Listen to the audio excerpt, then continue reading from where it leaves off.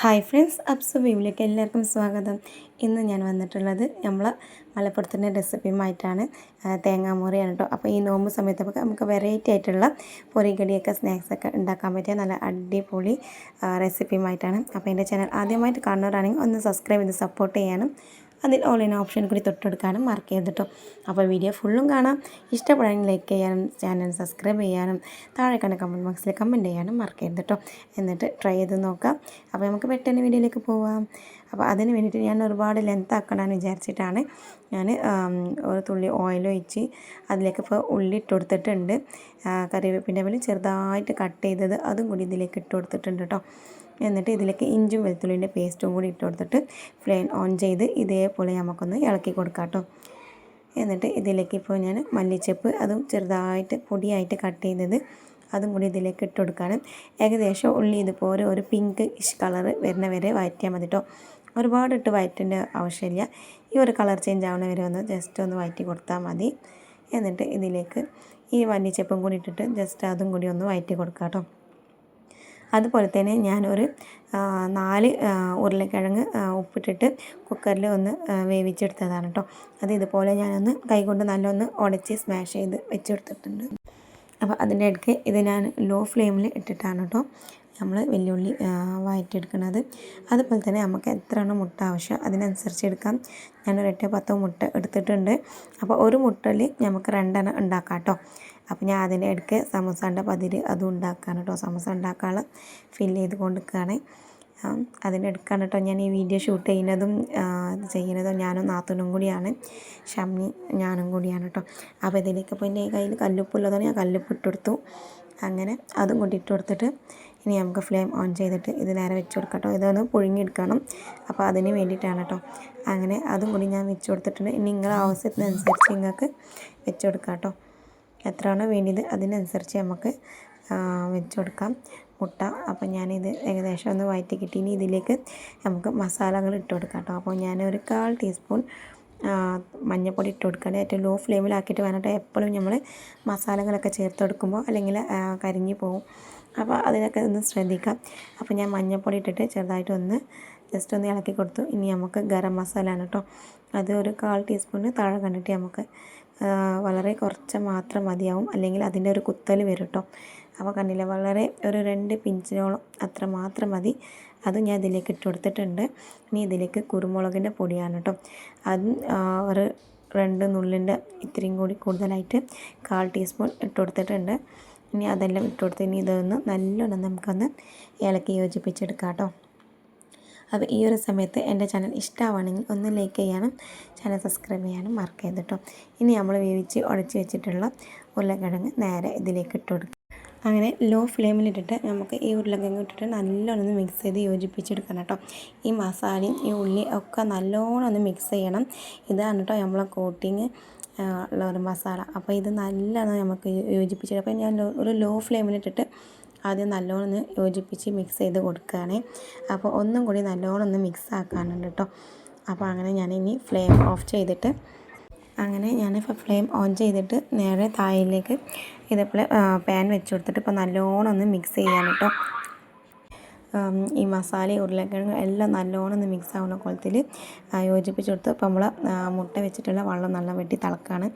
അപ്പോൾ ആ ഒരു ഗ്യാപ്പിൽ തന്നെ ഞാൻ ഈ മസാലകൾ ഓരോരോ ബോൾസ് ആക്കിയിട്ട് നമ്മളിതുപോലെ ഉണ്ടകളാക്കി എടുക്കാം കേട്ടോ. ആ ഒരു ഉണ്ടയിലാണ് നമ്മൾ ഈ മുട്ട വെച്ചിട്ട് ഫില്ല് ചെയ്യാനുള്ളത്. അപ്പോൾ ഓരോരോ ബോൾസ് വലുപ്പം നോക്കിയിട്ട് നമുക്ക് ഒക്കെ ഒരേ ലെവലിൽ ഇതേപോലെ ഞാനൊന്ന് ബോൾസാക്കി ഏകദേശം നല്ലൊരു ഷേപ്പാക്കിയിട്ട് ഞാനിങ്ങനെ ബോൾസ് ആക്കാം കേട്ടോ. മാവ് ഇങ്ങനെ എടുത്തെടുത്ത് ബോൾസ് ആക്കണം. നമുക്ക് എത്രയാണോ വേണ്ടിയത് അതിനനുസരിച്ച് നമുക്ക് എടുക്കാം മാവ്. അതേമാതിരി വലുപ്പം എത്രയാണോ വേണ്ടിയത് അതേമാതിരി നമ്മൾ എത്ര മുട്ട എടുത്തിട്ടുണ്ട് അതിനനുസരിച്ച് നമുക്ക് ബോൾസ് ആക്കാം കേട്ടോ.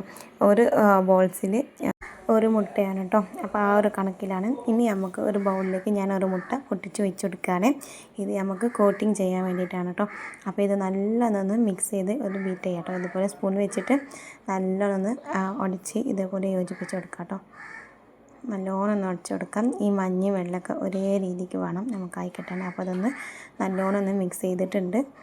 അപ്പോൾ ഒന്നും കൂടി നല്ലോണം ഒന്ന് മിക്സ് ചെയ്യട്ടോ. മഞ്ഞ വെണ്ണയും ഒരേ രീതിക്ക് നമുക്കൊന്ന് മിക്സ് ചെയ്തെടുക്കാം. ഇത് ഒറ്റ മുട്ട മാത്രം മതി. ഇതിൽ ഒരുപാട് മുട്ട ഇത് വല്ലാതെ ആവശ്യമില്ല, കുറച്ച് ബാക്കി തന്നെ ആവും ഉരുളക്കിഴങ്ങിൻ്റെ കോട്ടിങ്ങിൽ കൊടുക്കാൻ വേണ്ടിയിട്ടാണ് കേട്ടോ. അപ്പോൾ അങ്ങനെ അതൊരു സ്ഥലത്ത് ഞാൻ റെഡിയാക്കി മുട്ടയൊക്കെ പുഴുങ്ങിയത് തൊലിയൊക്കെ കളഞ്ഞ് ഒക്കെ ഇതേപോലെ സെറ്റാക്കി വെച്ച് കൊടുത്തിട്ടുണ്ട്. ഇനി നമുക്ക് നേരെ ഓരോരോ മുട്ട എടുക്കാം ഈ ഒരു മസാലയിലേക്ക് കവർ ചെയ്യാൻ കേട്ടോ. അപ്പോൾ അതിന് മുന്നേ ഞാൻ ബ്രെഡ് ക്രംസ് അതും കൂടി ഒരു പാത്രത്തിലേക്ക് ഇട്ട് കൊടുക്കുകയാണ്. അപ്പോൾ അത് ഇതുപോലെ ഒന്ന് പരത്തി ഇട്ട് കൊടുക്കാം, അല്പം കൂടി ഇതിലേക്ക് ഇട്ട് കൊടുക്കാം കേട്ടോ.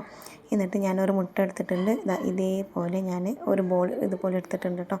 നമ്മളെ മസാല ഇതേപോലെ എടുത്ത് ചെറുതായിട്ട് ഇതുപോലെ ഒന്ന് ചെറുതായിട്ടൊന്ന് പരത്തിയിട്ട് എന്നിട്ട് നമ്മൾ ഈ മുട്ട ഇതിലേക്ക് വെച്ചിട്ട് ഈ ഉരുളക്കിഴങ്ങ് ഒന്നായിട്ടൊന്ന് കവർ ചെയ്യണം കേട്ടോ. കൈകൊണ്ട് ഇതേപോലെ പ്രസ് ചെയ്ത് നമുക്കൊന്നായിട്ടൊന്ന് കവർ ചെയ്യാം. എളുപ്പം തന്നെയാണ് കേട്ടോ. ഇതേപോലെ ഒന്ന് പ്രസ് ചെയ്താൽ ഒന്നായിട്ടൊന്ന് കവർ ചെയ്ത് കിട്ടും. എന്നിട്ട് നമ്മൾ കൈകൊണ്ട് ചെറുതായിട്ട് ഇതുപോലെയൊക്കെ ഒന്നാക്കിയാൽ ഫുള്ള് നല്ല ഷേപ്പിൽ നല്ലോണം ഒന്ന് കവറായി കിട്ടും കേട്ടോ. അപ്പോൾ ഈ ഒരു രീതിക്ക് വേണം നമുക്ക് ഈ മുട്ട ഇതിനുള്ളിൽ ഫില്ല് ചെയ്യാൻ കേട്ടോ. ഇതേപോലെ ഒന്ന് കവർ ചെയ്യാൻ. അങ്ങനെ കവർ ചെയ്ത് ഇതുപോലെ ചെറുതായിട്ടാക്കി ഒന്ന് ഷേപ്പായി കിട്ടിയിട്ടുണ്ട് കേട്ടോ. അപ്പോൾ ഞാൻ മുഴുവനും മുട്ട അതുപോലെ ഒന്ന് ആക്കാമെന്ന് വിചാരിച്ചു. അപ്പോൾ അതിന് വേണ്ടിയിട്ടാണ് ഞാൻ ഒന്നും കൂടി ഷൂട്ട് ചെയ്തത്, ക്ലിയറായിട്ട് മനസ്സിലായിക്കോട്ടെ വെച്ചിട്ട് കേട്ടോ. അപ്പം നാത്തൂൻ്റെ സ്പെഷ്യലാണ്, ഷംനാൻ്റെ സ്പെഷ്യലാണ് കേട്ടോ. അപ്പം ഞാൻ കഴിഞ്ഞത്തോളം ഞാനിത് വീഡിയോ ഇങ്ങനെ ഷൂട്ട് ചെയ്യാണ്. അപ്പം ഞാൻ മസാല ഒക്കെ ഉണ്ടാക്കി സമൂസൻ്റെ പണിയിലാണ്. അപ്പോൾ അതിൻ്റെ ഇടയ്ക്കാണ് ഞാൻ ഇതും ഷൂട്ട് ചെയ്തത്. ഇപ്പോൾ കുറേ ആയി ഞാൻ നോമ്പ് വന്നതിൻ്റെ ശേഷം വീഡിയോസ് ഒന്നും എടുത്തിട്ടില്ല. അത്രയും ക്ഷീണം പിന്നെ ഒരു താല്പര്യക്കുറവ് എങ്ങനെയും പറയാം കേട്ടോ. അപ്പോൾ ഒരു ഇൻട്രസ്റ്റ് കുറവില്ല, അതിന് ക്ഷീണം കൊണ്ട് അത്രക്കും വെയിലും ഇതൊക്കെയല്ല. അപ്പോൾ അങ്ങനെ ഞാനിങ്ങനെ നമ്മളെ പണിയെടുക്കും ഇതിൻ്റെ ഓർമ്മ പോലും ഇല്ല. അങ്ങനെ പിന്നെ കരുതി ഇനി നമുക്ക് ഷൂട്ട് ചെയ്യാമെന്ന് വിചാരിച്ചിട്ട് ഒരുപാട് ആയല്ലോ വീഡിയോ ഷൂട്ട് ചെയ്തിട്ട് എന്ന് വിചാരിച്ചു. അപ്പോൾ അങ്ങനെ എല്ലാ ബോൾസിലും ഞാൻ ഇതുപോലെ മുട്ട കവർ ചെയ്ത് വെച്ച് കൊടുത്തിട്ടുണ്ട് കേട്ടോ. ഇനി നമുക്ക് ഈ മുട്ടയിലേക്ക് ഒന്ന് ഇതുപോലെ ഒന്ന് കോട്ടിങ് ചെയ്യാൻ ഒന്ന് കവർ ചെയ്തപോലെ ഒന്ന് പരട്ടി കൊടുക്കാം കേട്ടോ. എല്ലാ ഭാഗത്തും മുട്ടേണ്ടത് കോട്ടിങ് അതിൻ്റെ ശേഷം നമ്മൾ മറ്റേ കൈവശം ഇതേപോലെ ബ്രെഡ് ക്രംസ് ഇട്ടിട്ട് നല്ലോണം ഒന്ന് കോട്ടിങ് ചെയ്യണം കേട്ടോ. മുട്ടയിൽ നമുക്ക് നല്ലോണം ഒന്ന് മുക്കിയതിൻ്റെ ശേഷം ഇതേപോലെ ഒന്ന് കോട്ടിങ് ചെയ്യാം. ഈ കോട്ടിങ്ങാണ് പ്രധാനം, നല്ലോണം ഒന്ന് കോട്ടിങ് ചെയ്യാം കേട്ടോ. അപ്പോഴേയും പുറം ഭാഗം നല്ല ക്രിസ്പി ആയിട്ടും ഉള്ളിൽ നല്ല സോഫ്റ്റായിട്ടും കഴിക്കാനും കാണാനും ഒരുപോലെ നല്ല ടേസ്റ്റായിട്ടും ഉണ്ടാവും കേട്ടോ. അപ്പോൾ ഈ ഒരു രീതിക്ക് നിങ്ങൾ എല്ലാവരും ഒന്ന് കോട്ടിങ് ചെയ്യാം. എൻ്റെ വീഡിയോ ആദ്യമായിട്ട് കാണുന്നവരാണെങ്കിൽ എൻ്റെ ചാനൽ സബ്സ്ക്രൈബ് ചെയ്യാനും ഇതുവരെ കണ്ടിട്ട് സബ്സ്ക്രൈബ് ചെയ്യാതെ കാണുന്നവരാണെങ്കിൽ എൻ്റെ ചാനൽ ഒന്ന് സബ്സ്ക്രൈബ് ചെയ്തേക്കണേ. കൂടവേ വരുന്ന ബെല്ലൈക്കൺ തൊട്ട് കൊടുത്തിട്ട് അതിൽ ഓൾ ഇൻ ഓപ്ഷൻ കൂടി തൊട്ടെടുക്കാൻ മറക്കരുത് കേട്ടോ. അതുപോലെ ഞാൻ മറ്റതും ഇതേപോലെ മുട്ടേൻ്റെ കോട്ടിങ് ഇതേപോലെ ഒന്ന് ഡിപ്പ് ചെയ്തെടുക്കുകയാണ്. അപ്പോൾ ഡിപ്പ് ചെയ്തതിന് ശേഷം നേരെ അതും ഇതുപോലെ ബ്രെഡ് ക്രംസിൽ ഇട്ട് കൊടുക്കാം. ഞാൻ 1-2 പ്രാവശ്യം തവണ ഞാൻ കാണിച്ചു തരുന്നത് അറിയാത്തവർക്ക് ക്ലിയർ ആയിട്ടൊന്ന് കണ്ട് മനസ്സിലായിക്കോട്ടെ എന്ന് കരുതിയിട്ടാണ് കേട്ടോ. അപ്പോൾ അതും ഇതേപോലെ ഒന്ന് കോട്ട് ചെയ്ത് എടുത്തിട്ടുണ്ട്. ഇതേപോലെ കോട്ട് ചെയ്ത് എടുത്തിട്ട് നേരെ അതൊരു പാത്രത്തിലേക്ക് വെച്ച് കൊടുക്കാം കേട്ടോ. അപ്പോൾ എല്ലാം ഞാൻ അതേപോലെ കോട്ട് ചെയ്ത് ഫുള്ള് മുഴുവനായിട്ട് കോട്ട് ചെയ്ത് വെച്ച് കൊടുത്തിട്ടുണ്ട്. ഇനി നമുക്ക് ചൂടോടെ വേണമെങ്കിൽ ആ ഒരു സമയത്ത് ഫ്രൈ ചെയ്തെടുക്കാം കേട്ടോ. അപ്പോൾ ഞാൻ ഈ ഒരു സമയത്താണ് കോട്ട് ചെയ്ത് അന്നവിടെ വെച്ച് കൊടുത്തിട്ടുണ്ട്. നമുക്ക് എപ്പോഴാണോ ഫ്രൈ ചെയ്യുന്നത് അപ്പോൾ നമുക്ക് ഫ്രൈ ചെയ്താൽ മതി കേട്ടോ. ചൂടോടെ ഞാനിപ്പോൾ വൈകുന്നേരം സമയത്താണ്, ഒരു ഉച്ചക്കാണ് ഞാനിതൊന്ന് റെഡിയാക്കി വെച്ചത്. ഇപ്പോൾ വൈകുന്നേരം സമയത്ത് നോമ്പ് തുറക്കാനുള്ള സമയം ഏകദേശം ആയി തുടങ്ങിയപ്പോഴാണ് ഞാനൊന്ന് ഫ്രൈ ചെയ്ത് എടുക്കുന്നത് കേട്ടോ.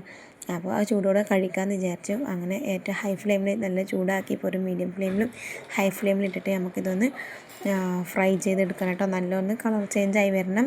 അപ്പോഴേ നമ്മൾ ചിരട്ടേൻ്റെ ഒക്കെ കളർ പോലെയൊക്കെ തോന്നില്ല. നമ്മൾ തേങ്ങാമുറിയല്ലേ, ആ തേങ്ങേൻ്റെ ഒക്കെ ഒരു കളർ പോലെയൊക്കെ ഇതൊന്ന് ഫ്രൈ ആയി വരുമ്പോൾ നമുക്ക് കാണുള്ളൂ. അപ്പോൾ ആ ഒരു രീതിക്ക് നമുക്കിതൊന്ന് ഫ്രൈ ചെയ്തെടുക്കാനുണ്ട്. പുറം ഭാഗം ക്രിസ്പിയും ഉള്ളിലൊക്കെ നല്ല സോഫ്റ്റ് ആയിക്കറും നല്ല ഹെൽത്തിയാണ് കേട്ടോ. കുട്ടികൾക്കൊക്കെ കഴിക്കാൻ അത്രയ്ക്ക് രുചിയാണ്. നമുക്കിതൊന്ന് കഴിച്ചാൽ തന്നെ വയറ് ഫുള്ളാവും. അപ്പോൾ നമുക്ക് ഇടയ്ക്ക് ഒന്ന് മാറ്റി പിടിക്കാം. അപ്പോൾ ഇത് നമുക്ക് ഓയിലിലേക്ക് അടുത്തത് ഞാനിങ്ങനെ ഓരോന്നായിട്ടൊക്കെ ഇട്ടുകൊടുത്ത് ഫ്രൈ ചെയ്തെടുക്കുകയാണ് കേട്ടോ. വളരെ സിമ്പിളാണ്, എളുപ്പമാണ് കേട്ടോ. കഴിക്കാൻ നല്ല ടേസ്റ്റാണ്. അപ്പോൾ അങ്ങനെ ഞാൻ ഇതുവരെ ഫ്രൈ ചെയ്തെടുത്തു. ബാക്കിയുള്ളതും ഫ്രൈ ചെയ്തുകൊണ്ട് നിൽക്കുകയാണ് കേട്ടോ. അപ്പോൾ ഇത്രയേ ഉള്ളൂ, നല്ല അടിപൊളിയായിട്ടുള്ള റെസിപ്പിയാണ്. ഇനി നമുക്കിതൊന്ന് കട്ട് ചെയ്യാം. ഈ ഒരു രീതിക്ക് നേരെ പകുതി കട്ടാകുമ്പോൾ കണ്ടില്ല, ഈ ഒരു തേങ്ങാമുരിൻ്റെ ആ ഒരു ഷേപ്പിൽ നമുക്ക് കിട്ടും. അതാണ് കേട്ടോ അതിൻ്റെ പേര് അങ്ങനെ. അപ്പോൾ മലപ്പുറം സ്പെഷ്യൽ റെസിപ്പിയാണ്.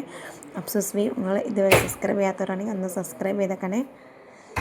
അപ്പോൾ ഇത്രയുള്ള നല്ല അടിപൊളി റെസിപ്പി. എല്ലാവർക്കും നന്ദി, താങ്ക് യു, അസ്സലാമു അലൈക്കും. വീണ്ടും കാണാം.